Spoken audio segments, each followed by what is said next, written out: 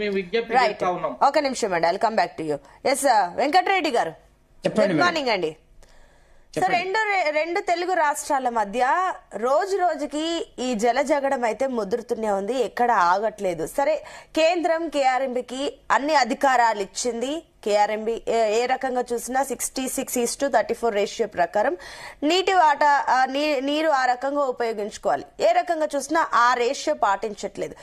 కేఆర్ఎంబికి అన్ని అధికారులు ఇచ్చినా ఈ 66:34 రేషియో పాటించినప్పుడు కేంద్రం ఏం చేస్తుంది? బీజేపీ పాలనలో బీజేపీ అసలు ఏం చేస్తుంది? 11 ఏళ్లుగా ఈ రెండు తెలుగు రాష్ట్రాలు జలం గురించి ఇంత కొట్లాట జరుగుతుంటే ఏం చేస్తున్నారన్న ప్రశ్నలు కూడా మీ పైన ఉన్నాయి. ఇప్పుడు సునీత గారు, ఇక్కడ కేంద్రం ఏం చేస్తుంది అనేటువంటి దానికంటే ముందు ఆ రాష్ట్రంలోనూ ఈ రాష్ట్రంలోనూ ప్రాంతీయ పార్టీలు, ఓడిన పార్టీలు అధికారాన్ని తిరిగి స్వాధీనం చేసుకునేటువంటి పద్ధతి లోపల రెండు ప్రాంతాల ప్రజల మధ్య అనేక అపోహలను సృష్టించి మళ్ళీ ఒక ప్రాంతీయ విద్వేషాలను రెచ్చగొట్టే పద్ధతి లోపల ప్రయత్నం చేస్తున్నాయనేటువంటిది చాలా స్పష్టంగా మనం గమనించవలసినటువంటి అవసరం ఉంది.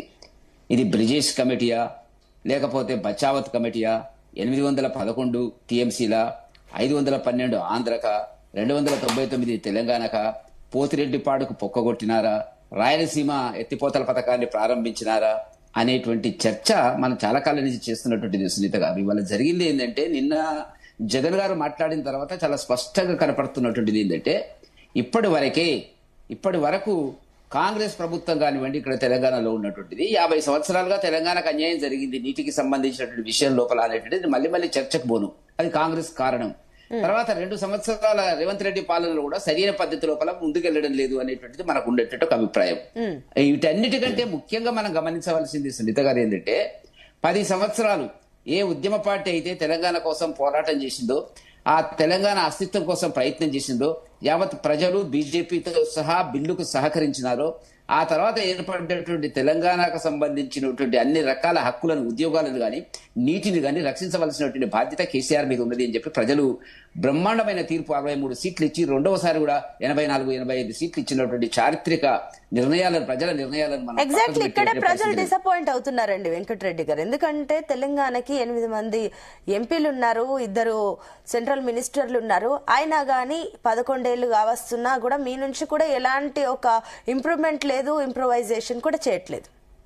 ఇప్పుడు 8 మంది ఎంపీలు ఉన్నారు, 2 కేంద్ర మంత్రులు ఉన్నారు అనేటువంటి చర్చ ఏదైతే ఉందో అది అసందర్భం కనపడుతుంది. 10 ఏళ్లు మీకు అధికారం ఇచ్చి ఎంపీలు చేయాలా, కేంద్ర మంత్రులు చేయాలా, అన్ని పార్టీలు చేయాలా, అన్ని పార్టీలు ఊక అమ్ముకున్నారు. నీళ్లు జగన్ అమ్ముకొని మాట్లాడకు. చేపల పులుసుకు రాజకీయాల కోసం అమ్ముకున్నారు. నోరు మూసుకో, కొద్దిసేపు నేను మాట్లాడతా. నోరు మూసుకోవే ఉపేంద్ర అన్న, నేను అందరం అరే మళ్ళీ మధ్యన మాట్లాడుతా. ఒక నిమిషం ఉపేందర్ గారు, ఒక నిమిషం ఉపేందర్ గారు, ఉపేందర్ గారు, మాట్లాడతావు. ఉపేందర్ గారు ఒక నిమిషం అండి, ఒక నిమిషం ఉపేందర్ గారు, ఒక నిమిషం ఆగండి, ఒక నిమిషం. ఎందుకంటే ఇంకా 2 ఉన్నారు మాట్లాడాల్సిన వారు. ఒక నిమిషం ఆగండి.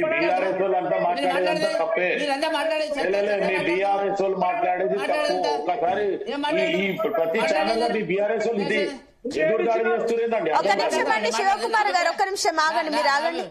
చెప్పండి వెంకటరెడ్డి గారు, వెంకటరెడ్డి గారు మీరు పాయింట్ కి రండి ప్లీజ్. ఒక నిమిషం ఆగండి ఉపేందర్ గారు, ఒక నిమిషం అండి ప్లీజ్, పాయింట్ మాట్లాడాలి దయచేసి. ఒక నిమిషం ఆగండి ఉపేందర్ గారు.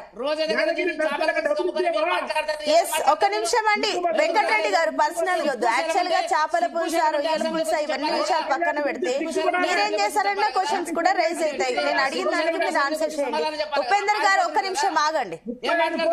ఉపేందర్ గారు, నేను మీకు ఇందాక సమయం ఇచ్చినప్పుడు ఎవరు ఇంటరప్ట్ అవ్వలేదు. దయచేసి ప్లీజ్ అదొకసారి మెయింటైన్ చేయండి, సమయం మనం పాటించాలి. ఒక నిమిషం ఆగండి. మీరు మాట్లాడితే నేను మాట్లాడి మీరు చెప్పండి. ఎస్ వెంకటరెడ్డి గారు, మీరు పాయింట్ కి రండి. పాయింట్ కి వస్తున్నా. నేనేమంటున్నా అంటే, ఇవాళ తెలంగాణకు నీటి విషయం లోపల అన్యాయం జరగడానికి మొదటి ముద్దాయి, చివరి ముద్దాయి కేసీఆర్ గారు, బీఆర్ఎస్ పార్టీ, టీఆర్ఎస్ పార్టీ అనేటువంటిది గత ఈ నెల రోజులుగా జరుగుతున్నటువంటి చర్చల వల్ల మనకు కనపడుతున్నటువంటి అంశం. రేవంత్ రెడ్డి గారు కొన్ని విషయాలు స్పష్టంగా చెప్పినాడు. వాస్తవాలా కావాలనేటువంటి చర్చ వేరు. జూరాల నుంచి తీసుకోవాల్సినటువంటి నీటిని కావాలని చెప్పి వివాదాస్పదమైనటువంటి శ్రీశైలం తీసుకెళ్లినాడు. జూరాల నుంచి మరి ఒక ముఖ్యమంత్రి మాట్లాడుతున్నాడు, నేను ఏకీభవించకపోతే ఆయనతోని, కానీ ముఖ్యమంత్రి మాటను కూడా మనం కాదనలేము. రోజుకు 2 టీఎంసీలు లేదా ఏం చెప్పిండు వచ్చే అసెంబ్లీలో చెప్పాలి కదా. ఒక నిమిషం ఆగండి వెంకటరెడ్డి గారు ఒక్క నిమిషం, ఈ పాయింట్ నేను క్లారిటీ తీసుకుంటాను. ఒక నిమిషం ఆగండి కోటేశ్వరరావు గారు, ఒక నిమిషం అండి. ఉపేందర్ గారు ఒక నిమిషం ప్లీజ్. వెంకటరెడ్డి గారు నేను మళ్ళీ వస్తాను మీ దగ్గరకు, ఒక నిమిషం ఆగండి. ఒక నిమిషం వెంకటరెడ్డి గారు, ఉపేందర్ గారు ఒక నిమిషం ఆగండి. వెంకటరెడ్డి గారు నేను మళ్ళీ వస్తాను, మీరు చెప్పిన పాయింట్ కోసం క్లారిటీ తీసుకుందాం. ఒక నిమిషం నేను చెప్పిన మాట వినండి. ఒక నిమిషం వెంకటరెడ్డి గారు ఒక నిమిషం ఆగండి. ఒక్క నిమిషం కోటేశ్వరరావు గారు, సో నీళ్ల గురించి రోజు రోజుకి వివాదం ముదురుతుంది. ఒక నిమిషం ప్లీజ్ వెంకటరెడ్డి గారు, ఒక నిమిషం నేను మళ్ళీ వస్తాను.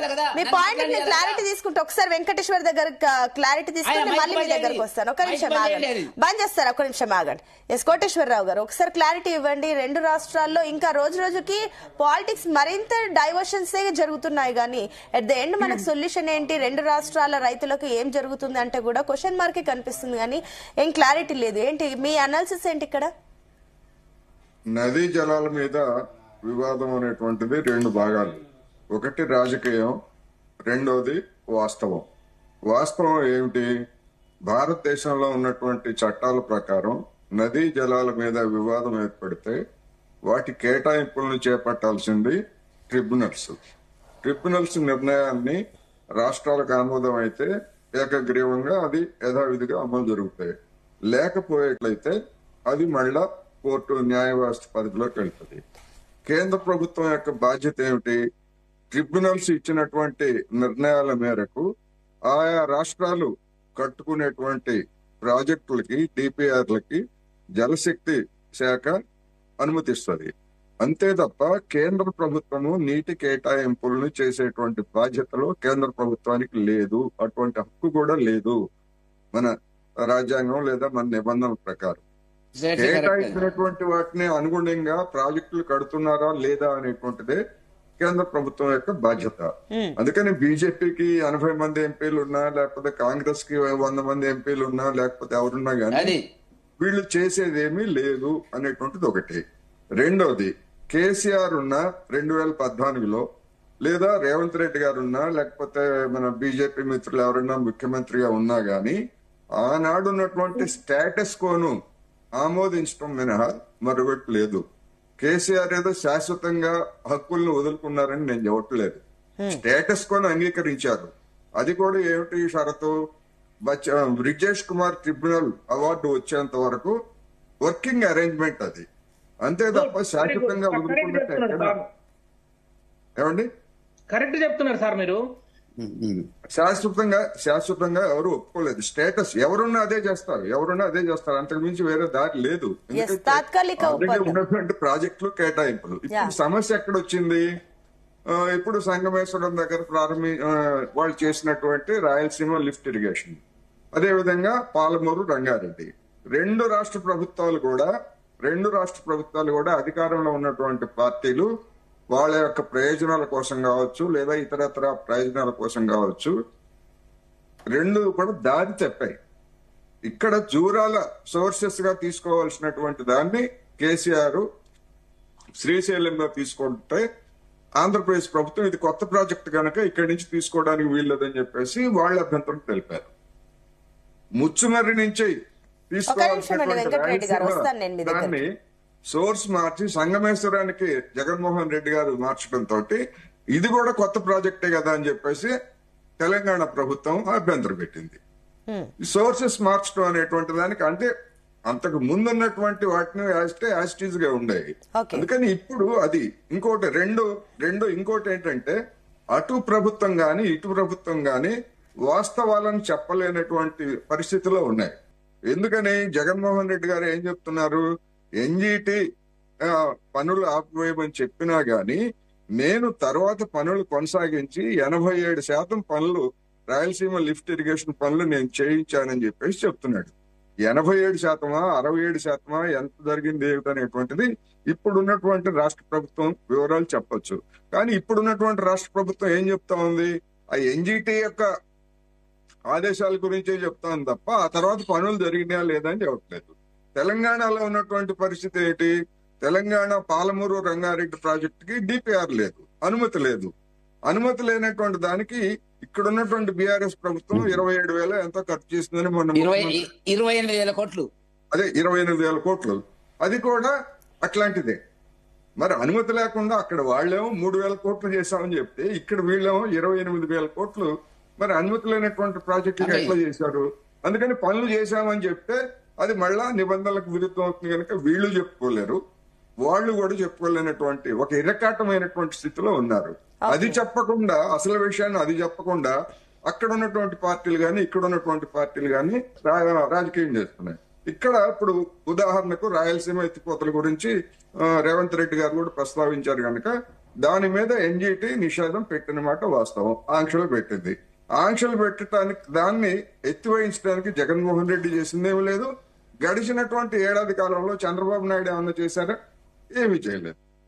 అందుకని ఎవరి రాజకీయం వాళ్ళు ఆడుతున్నారు. మధ్యలో రైతాంగం లేదా రెండు రాష్ట్రాల ప్రజలు జుట్టు పీక్కుంటున్నారు. ఇది ఏంటిని నా అభిప్రాయం ఏంటంటే బ్రిజేష్ కుమార్ ట్రిబ్యునల్ అవార్డు వచ్చేంత వరకు ఈ ఆరోపణలు ప్రత్యారోపణలు ఈ రాజకీయాలు ఇట్లాగే కొనసాగుతాయి. బ్రిజేష్ కుమార్ ఆయనకే ఇప్పుడు దాదాపు 85-86 ఏళ్ళని చెప్తున్నారు. ఆయన జీవిత కాలంలో అవార్డు ఇస్తారా లేదా అనేటువంటిది నిజంగానే ఒక పెద్ద ప్రశ్నగా ఉంది. అందుకని కేంద్ర ప్రభుత్వం ఇప్పుడు చేయాల్సింది ఏంటంటే ఆ అవార్డు త్వరగా వచ్చే విధంగా బ్రిజేష్ కుమార్ గారిని రిక్వెస్ట్ చేయడం, తొందరగా వచ్చేట్టు చేయాల్సినటువంటి బాధ్యత కేంద్ర ప్రభుత్వం ఉంది. ఎందుకంటే అవార్డు దాన్ని నియమించింది కేంద్ర ప్రభుత్వం కనుక. అందుకని అది చేయాలి. అది చేయకపోయేట్లయితే రెండు రాష్ట్రాల్లో ఈ నీటి వివాదాలు మంటలు ఇట్లాగే కొనసాగుతూ ఉంటాయి. అంటే దీనికి లాంగ్ టర్మ్ సొల్యూషన్ ఏంటనుకోవచ్చు కోటేశ్వరరావు గారు? సొల్యూషన్ అంటే బ్రిజేష్ కుమార్ కృష్ణా గాని గోదావరికి గాని 3 రకాలు ఉన్నాయండి. ఒకటి నిఖర జలాలు, రెండోది జలాలు, మిగులు జలాలు. నిఖర జలాలు, మిగులు జలాలు దానికి సంబంధించినటువంటిది అవార్డు రావాల్సి ఉంది. అదేవిధంగా వరద జలాలకు సంబంధించి కూడా ప్రాజెక్టులు కట్టుకోవడానికి కూడా ఒక మార్గదర్శక సూత్రాలని రావాలి. అవి లేకుండా ఈ విధంగా అనుమతులు లేకుండా తర్వాత అనుమతులు వస్తే ముందు మనం కట్టేద్దాం. గతంలో తెలుగు గంగ కూడా అలాగే కట్టారు. తెలుగు గంగకు కూడా పూర్తి అనుమతులు రాలేదు. ఇప్పటికీ కూడా కొన్ని పూర్తి అనుమతులు వస్తా ఉంది, నడుస్తా ఉంది. అందుకని అది ప్రతి రాష్ట్రంలో జరుగుతుంది అంతే. అది ఒక తెలంగాణ అని కాదు, ఆంధ్రప్రదేశ్ అని కాదు. అందుకని అసలైనటువంటి సమస్య బ్రిజేష్ కుమార్ ట్రిబ్యునల్ దగ్గర ఉన్నది. అది తేలకుండా ఎవరిని కొట్టుకున్నా ఒక్క చుక్క నీరు అటు తెలంగాణకు కానీ ఇటు ఆంధ్రప్రదేశ్ కానీ అదనంగా వాడుకోవడానికి కొత్త ప్రాజెక్టులు కట్టుకోవడానికి ఇప్పటికిప్పుడైతే అవకాశం లేదు. ఉన్నటువంటి వాటిని సరిపెట్టుకోవాలి. లోకల్ గా వివాదం లేనటువంటి నీటి వనరులని ఇతర ప్రాంతాలకు, కొత్త ప్రాంతాలకు మళ్లించుకోవడం తప్ప మరొక పరిష్కారం లేదనేది నా అభిప్రాయం. ఓకే వెంకటరెడ్డి గారు, సో ఇక్కడ నేను ఇందాక మీకు అడిగిన పాయింటే, సో ట్రిబ్యునల్ కి అన్ని అధికారాలు ఇచ్చారు. ఎట్ ద ఎండ్ ఇందాక కోటేశ్వరరావు గారు అన్నట్లు ఒక సొల్యూషన్ కావాలంటే ట్రైబ్యునల్స్ చేయాలి, కానీ అది అక్కడే ఆగిపోయింది. కాబట్టి కేంద్రం ఈ విషయంలో చొరవ తీసుకోవాలి. ఇక్కడ మీరు ఎందుకు ఇంత కాలయాపన చేస్తున్నారనే ప్రశ్నలు కూడా మీ పైన ఉత్పన్నమవుతాయి. ఒకటి సునీత గారు, మీరు అడిగిన ప్రశ్న పెద్దలు కోటేశ్వరరావు గారు చాలా విషయాల మీద రాజకీయాలకు అతీతంగా వివరణ ఇచ్చినాడు. కేంద్ర ప్రభుత్వానికి బాధ్యత ఎంత ఉంటుంది, ఏముండదు అనేటువంటిది. రెండవది కూడా చెప్పడం జరిగినటువంటిది నేను మొదట్లో చెప్పాను. ఇప్పుడు ఈ రోజు ఆ ప్రాంతంలో ఈ ప్రాంతంలో ఉండేటువంటి ప్రాంతీయ పార్టీల యొక్క అస్తిత్వం కోసం జరిగేటువంటి ఆయన చెప్పిందంటే రాజకీయాలు అనేటువంటిది. ఈ రెండింటితో నేను పూర్తిగా ఏకీభవిస్తున్నాను. మూడవది ఏంటంటే మీరు అడిగిన ప్రశ్న, వారం రోజుల కిందనే మోదీ గారు ఒక కమిటీ వేయడం జరిగినటువంటిది దీన్ని పరిష్కరించడానికి సంబంధించి, కృష్ణా వాటర్స్ కు సంబంధించినటువంటిది. ఇక్కడ అధికారులు, అక్కడ అధికారులు, చీఫ్ సెక్రటరీలు, ఇరిగేషన్ అధికారులు, అక్కడ ఉండేటువంటి జల నిపుణులు అందరితో కలిసి ఒక ప్రయత్నం సుమోటగా వేయడం జరిగింది. ఎవరు అడిగినా అడగకున్నా. నేనేమంటున్నా మేడం అంటే, ఈ పరిష్కారం అనేటువంటిది భారతీయ జనతా పార్టీకి దేశంలో ఉండేటువంటి అన్ని రాష్ట్రాల ప్రజలు సమానమే.